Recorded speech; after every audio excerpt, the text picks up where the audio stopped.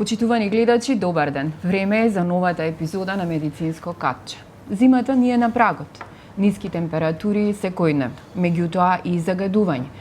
Грип, вируси, бактерии, чекалниците се полни. Која е причината и како треба да ги лекуваме најмалите? Утрово на оваа тема зборуваме со доктор Александар Сајковски од приватната болница Џибадем Систина. Докторе, добар ден. Добар ден. Поздрав до вашите гледачи. Се надевам дека ќе даеме одговори што треба. Така, најавив која е денешната тема, значи грипови вирози кај најмалите. Ајде најнапред, дали секое кревање на температура значи дека детето треба да се однесе на лекар? Па не, апсолутно нема потреба веднашка да се дига аларм или паника, како да кажам, затоа што во многу прилики сме збореле како педиатриска фела дека температурата, покачувањето на телесната температура е дел од тој така наречен неспецифичен имунитет и тоа е дел од одбраната на организмот. Но факт е дека во нашите педиатриски амбуланти најчеста причина заради која доаѓаат родителите со децата е покачена температура и кашлица као два симптома. Веројатно е тоа страв кој што е усаден заради температурата, иако тоа е само еден одбранбен механизам кој што телото се брани од инфекциите. Кога треба да се даде антипиретик? Обично вие педиатрите велите дека треба да се чека со да дојде 38 на 38,5 веќе треба да се даде. И што може да направи како нус појава симнувањето на температурата? Да им објасниме нели буквално на родителите по качувањето на температурата, кога е време да се однесе на лекар, кога да се направи крвна слика и дали сами треба да ја читаат крвната слика и врз основа на тоа да го лекуваат детето. Па пред се би сакал да кажам дека знаете, имунолошкиот систем биолошки гледано, прво ке децата зрее. Децата не се раѓаат со зрел имунолошки систем и некаде дока е 5-6 година стига негде 45-50% од имунитетот на нас возрастните. Иако нивниот има два дела, така наречен специфичен и неспецифичен, тој неспецифичниот е одлично развиен кај децата, во кој е еден од одговорите и температурата. Но кога ќе се качи телесната температура, кога ќе дојде на ниво од 38,5, во период од неколку часа, значи со активација на целиот одбранбен систем, во рок од неколку часа се ослободуваат повеќе од 3,5 милиарди леукоцити, кои што идат во зоните каде што е инфекцијата.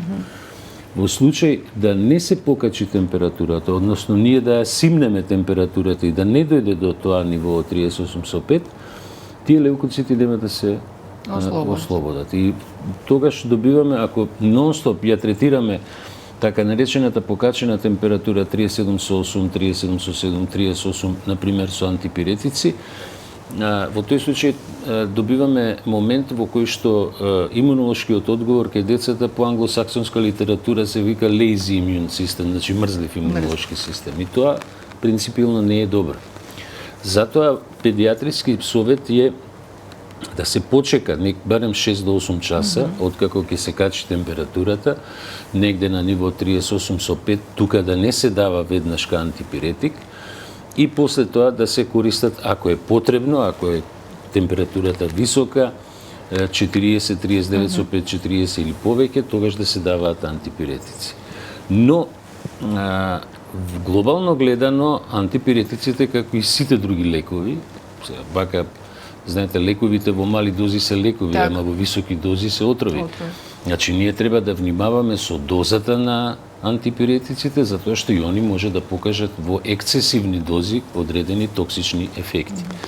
И јас навистина не им советувам на родителите веднашка да стартаат со антипиретици и да не прават веднашка крвна слика, затоа што треба таа акција, таа стимулација што ја прави температурата, да се ослободат леукоцитите и тек после да се прави крвна слика, ЦРП и други евентуално лаборатории. Кога ги спомнавте лабораториите, исто така, многу е битно да се каже дека ние не лечиме резултати. Ние лекуваме деца. Тоа на крај важи и за возрастните. Значи, добро земјана анамнеза на вистина и добар преглед искусни педиатри можат веднашка да проценат дали едно дете е за употреба на антипиретици и во кои антипиретици или евентуално антибиотици, да или не. Значи, велите дека крвна слика, колку што добро ве разбрав, треба да се прави 5 до 6 часа најмалку откако ќе пројави први симптоми. Да. Што е сочитањето на резултатите? Бидејќи современиве родители сега веќе знаат од прилика, ако не знаат нели родителите, знае Google, во поново време сега и ChatGPT се консултира за резултати и даваат антибиотици без консултација со педијатар. Какво е вашето искуство? Да, има многу родители кои што даваат антибиотици. Пред се сакав да ви кажам за ова Google. Да. Тоа е процес на така наречена гуглизација, нели? Пред појавата на ChatGPT, информациите кои што се добива од Google беа, да речеме, од тие пребарувачи беа доста шаренолики и широки. Мене ми беше предизвик да видам ChatGPT како одговара на одредени диагностички процедури. Вистина, многу драматично се развива, тоа е објективно. Меѓутоа, би ги замолил се уште тој систем на, ќе го крстиме така, на информирање преку ChatGPT може да се користи во одредена насока, а не во терапеутска. Значи, евентуално да луѓето добијат одредени информации, меѓутоа не сами да спроведат терапија, затоа што, ќе кажам, секој лек е лек во мали дози, во високи е отров. Кога станува збор за читањето на самите резултати, значи денеска самото читање на крвната слика не е читање само на бројот на леукоцитите, нели, или структурата на леукоцитите. Таму има повеќе лабораториски елементи кои што меѓу себе се поврзуваат и се даваат одговори на диагностичкиот дел. Како што ни секое покачување, например, на ЦРП, умерено покачување, не значи дека треба да се почне со антибиотска терапија, а најмалку да се даваат антибиотици на своја рак.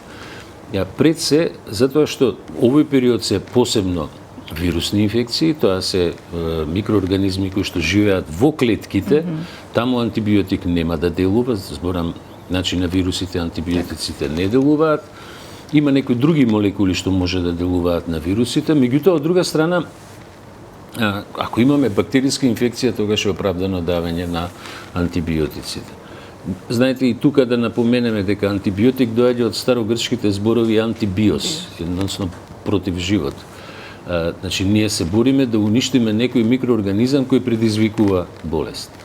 Ексцесивното внесување на антибиотици кај едно дете или кај поширока популација води апсолутно до развој на мултирезистентни соеви. Дури денеска, знаете, ние се сретнуваме во амбулантите со разни примени на антибиотици, да речеме капки кои што се предвидени за очи се користат за во нос или не знам за масти кои што се предвидени за кожа се користат за во нос. Тоа не е добро, тоа не треба така да се прави и апсолутно било какво давање на антибиотик треба да биде поврзано со консултација со педијатар. Кога сме веќе кај антибиотиците, антибиотска резистенција се почесто постои, па се дава, да кажеме, постои ли послаб и појак антибиотик? Тоа митови или само антибиотик кој што се користел подолго време во вашата пракса, па сега се појавува нов? Каква е тука состојбата? Значи, тоа е мит, послаб и појак, тоа се митови, реално. Так. Постои антибиотик кој делува или не делува на одреден микроорганизам. Имаме бактерии кои што се резистентни на некој антибиотик, бактерии кои не се резистентни. Мислам, истиот сој не е резистентен на друг антибиотик. Значи, сите антибиотици имаат нормално позитивни ефекти, апсолутно, но имаат и своји негативни ефекти. Клучниот негативен ефект е што ја нарушува цревната флора. Значи, тој баланс во гастроинтестиналниот систем, а таму е некаде скоро 70% од целиот имунолошки систем. Има одредени антибиотици кои знаат да направат диареја кај децата, други не прават, но принципиално, пак ќе речам, антибиотикот се бира према микроорганизмот и према неговата резистенција. Кога споменате резистенција, интересно е дека фактички колку повеќе се применува некој антибиотик во една средина, во една земја да речеме, некои типови на антибиотици, толку повеќе се формираат резистентни соеви. И што е интересно, првиот антибиотик кој почна да се применува тој е пеницилинот, нели? Прв пат даден 1941 година на еден американски војник со стрептокок на сепса. Он во периодот после Втората светска војна со 50.000 до 100.000 кристален пеницилин се лекувале менингити. Сега да даете 50 милиони, фигуративно го кажувам ова, нели нема да го има тој ефект. Меѓутоа, широката примена на пеницилинот доведе до резистенција и така се измислуваа после некои нови антибиотици и почнаа да се применуваат нови. Кога се враќам на она прашање што велите силен или слаб така, па и вашите колеги користат, ќе му дадам појак антибиотик. Сега, значи? Тоа не денеска се користат по-широк во цел свет. Значи не е само Македонија ексклузивитет за тоа, по-широко спектрални антибиотици, антибиотици кои делуваат на поголем број на микроорганизми. Тоа е затоа што и можеби затоа го користи одредена структура на колеги го користат терминот појак. Тие по-широко спектрални делуваат на поголем број на микроорганизми, тоа е кога не знаеме кој е причинителот, нели? Меѓутоа во денешно модерно време, ако треба да се прават тестови, со брзи PCR технологии може да се види која бактерија или кој вирус. Најпрактично е тоа да се направи испитување бриз кој што е PCR тест со кој што ќе се види дали е вирус и кој вирус, ако е вирус, кој вирус, ако е бактерија, која бактерија и према тоа да се оди на лекување. Постојано фармацевтите нудат препарати за зголемување на имунитет. Колку треба практично да се работи на на имунитетот и дали постои некое волшебно стапче, бидејќи нели имаме различни производи кои што се нудат, или едноставно треба да се остават децата со храна да го градат имунитетот? Прво е здрава храна. Значи да тргнеме дека е тоа прв предуслов да може имунолошкиот систем постепено да зрее.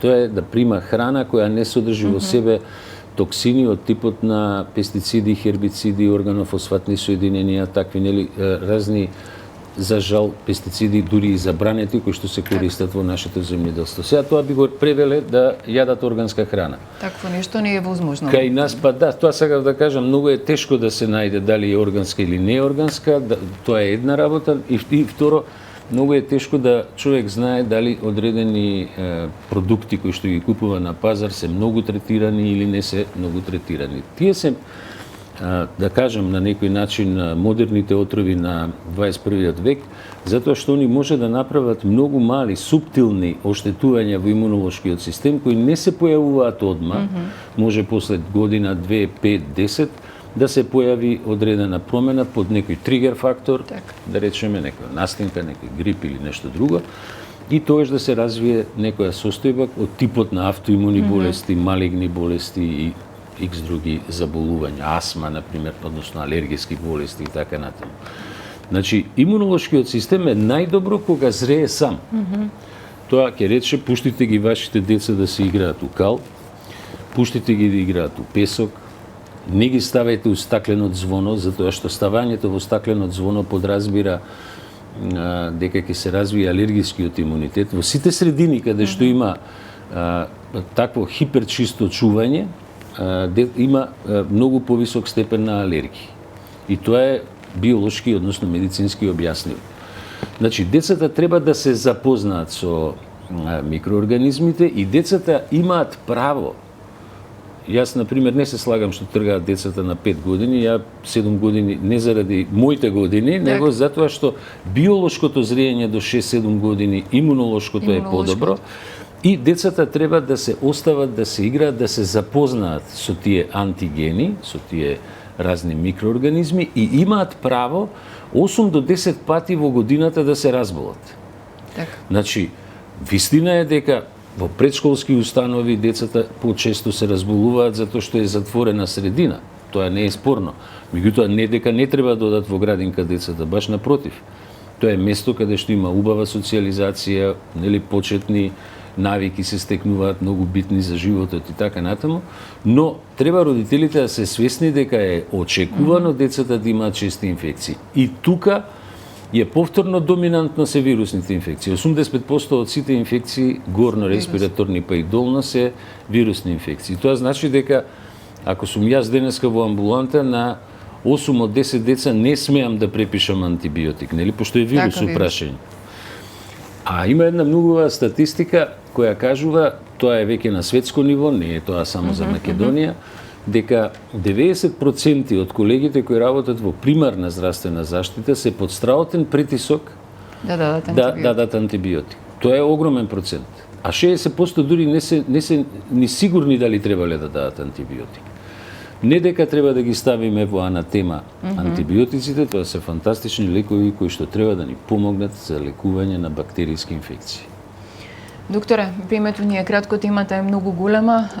Еве за крај на интервјуто една препорака за родителите пред престојната зима. Како треба да постапуваат со децата за градење на имунитет и доколку се разболат, што треба да прават?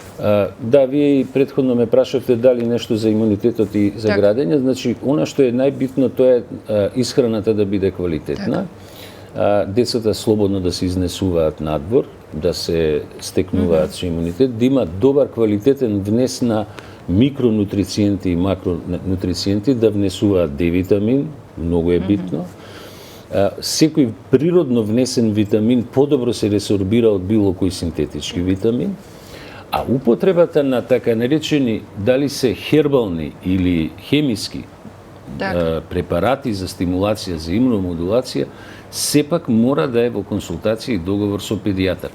Има одлични препарати кои што може да помогнат кај некои деца, зборам деца кои што имаат чести инфекции, повеќе чести инфекции, на кои што треба да им се помогне и каде што, да речеме, самиот имунолошки систем уште не зрее доволно и е понизок, ај така да се изразиме, да малце му направиме пуш, нели, као кога дува ветер на спортистите у грб, па постигаат подобар резултат на 100 метри, така и тоа. Али мора да е во консултација со педијатар. Така. Пред предстојната зима една предпорака, како да разликуваат вироза од грип или сепак консултација со лекар? Да, вирозите, овој период сега имаме доста деца со инфлуенца и параинфлуенца, значи грип класично, мада има и корона доста, не е во таа силина, има неколку типови на коронавируси, има и други вируси кои што се доминантно присутни, многу поретко се бактериски, така да пред се секогаш кога секреција, да речеме, ако има секреција од нос, бистра секреција, покачување на температура, умерена кашлица, тоа е веќе знак дека се работи за вирусна, горно-респираторна вирусна инфекција. Не е за одма стартување со антибиотици. Нека ги изнесуваат децата надвор подобро, нека ги качат у наши прилики на водно, на чист воздух. Надвор кај нас е доста загадено сега низ градов, да речеме, низ па и другите градови од државата. Меѓутоа, чист воздух и квалитетна храна. Докторе, ви благодарам за гостувањето во Слободен печат. Се надевам дека дадовме корисни информации кои што ќе ги искористат родителите. Се ближат празници, така да доаѓа и зимскиот распуст, треба да го искористат повеќе надвор, на планина. Вие, почитувани гледачи, останете со програмата на Слободен печат, следете го нашето веб издание и секако очекувајте го издавањето на нашиот весник. Ви благодарам за вниманието.